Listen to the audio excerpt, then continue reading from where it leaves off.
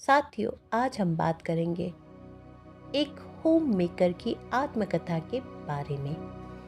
तो आइए शुरू करते हैं आज का ये वीडियो।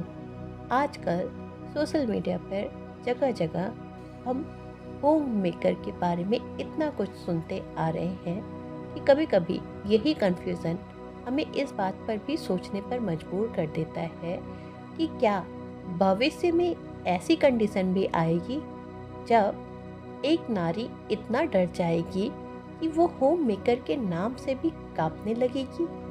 तो ऐसी विडंबना ना आए, इसके लिए आइए आज हम होम मेकर की कुछ जिम्मेदारियों के ऊपर चर्चा करते हैं और इस बात को समझने का प्रयास करते हैं कि वास्तविक स्थिति में होम मेकर की दिनचर्या कैसी होती है और उसके जीवन में कुछ बदलाव की आवश्यकता जरूरी है।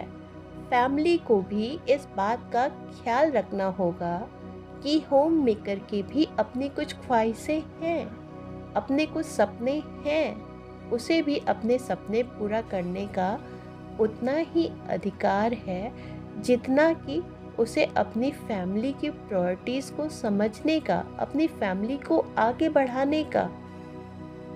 तो परिवार को भी ये चाहिए कि होम मेकर को पूरे उत्साह, आनंद, उमंग के साथ आगे बढ़ाते रहें, उसे एप्रिसिएट करते रहें, ताकि फ्यूचर में कोई होम मेकर बनने से डरे नहीं, बल्कि हर होम मेकर अपने ऊपर गर्व महसूस करे और प्राउड से कह सके, yes I am home maker.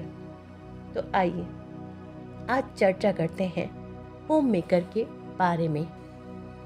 अक्सर हमने देखते आ रहे हैं, सुनते आ रहे हैं कि एक परिवार को परिवार बनाने का काम होम मेकर करती है। होम मेकर वो होती है जिसे कभी छुट्टी नहीं मिलती। बारिश, तपती धूप, गर्मी उसके लिए कोई मायने नहीं रखती। उसकी दिनचर्या हमेशा एक जैसी होती है। वो थकती नहीं, वो थमती नहीं, बल्कि सबकी खुशियों का ध्यान रखती है, सबकी फरमाइशें पूरी करती है। अगर परिवार में कोई बीमार हो जाए तो दर्द उसे होता है, उसका काम चौगुना बढ़ जाता है, और फिर भी वो पूरी निष्ठा के साथ हर विधि करती है। प्रेयर से लेकर, दवाई से लेकर, डॉक्टर के यहाँ जाने से लेकर घर के किचन का भी पूरा काम वो ओझ लेती है। मगर हमारे समाज की विडंबना ये है कि जब होम मेकर बीमार पड़ती है तो किसी के पास उसके लिए टाइम नहीं होता, कोई उसे इमोशनली समझने के लिए तैयार नहीं होता। सब बस यही चाहते हैं कि किसी तरह से वो जल्दी से बिस्तर से उठे और अपनी ड्यूटी फिर से संभाल ले, ताकि सब रिलैक्स की सांस ले सकें। हम क्यों ये भूल जाते हैं कि वो भी इंसान है और इंसान को भी थकान आती है। इंसान को भी एक ही रूटीन में रह रहकर बोरियत महसूस होती है। उसका भी मन करता है कभी कभी कुछ चेंज करने का, और हम उसकी सारी ज़रूरतों को अनदेखा करके उसकी रिस्पॉन्सिबिलिटी को दिनों दिन बढ़ाते चले जाते हैं। कभी ये फरमाइश, कभी ये खाना, कभी ये जिम्मेदारी, कभी वो काम। इन सारे बोझों के तले हम होम मेकर को पूरी तरह से दबा देते हैं। वो बेचारी तो भूली हुई है, वो तो परिवार के सपनों को अपना बनाए, दिन रात उन्हीं सपनों को पूरा करने में अपने आप के साथ जूझती है। मगर एक समय ऐसा आता है जब वो इमोशनली पूरी तरह से टूट जाती है। ऐसा इसलिए होता है क्योंकि हर एक काम में एप्रिसिएशन की ज़रूरत होती है, और हम होम मेकर को कभी ड्यूटी थी, तुमने कौन सा ऐसा काम कर दिया कि तुम्हें अप्रिसिएट किया जाए।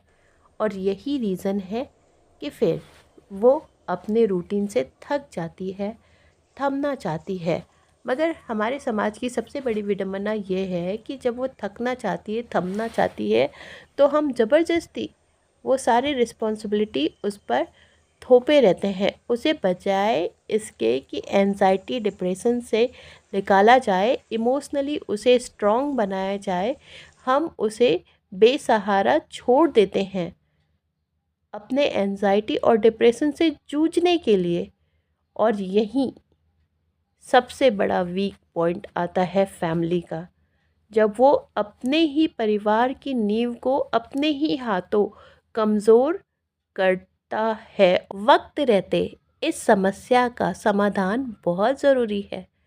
अब पूरे परिवार को एक टीम वर्क बन के इस बात को समझना होगा और होम मेकर की प्रायोरिटीज़ को भी स्थान देना होगा।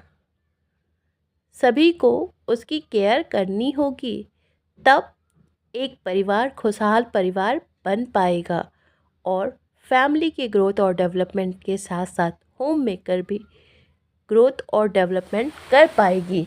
और सही मायने में तभी फैमिली की ग्रोथ और डेवलपमेंट होगी और वही फैमिली की सफलता भी कहलाएगी। तो आज के लिए बस इतना ही, फिर मिलते हैं अपने अगले वीडियो में। तब तक के लिए धन्यवाद।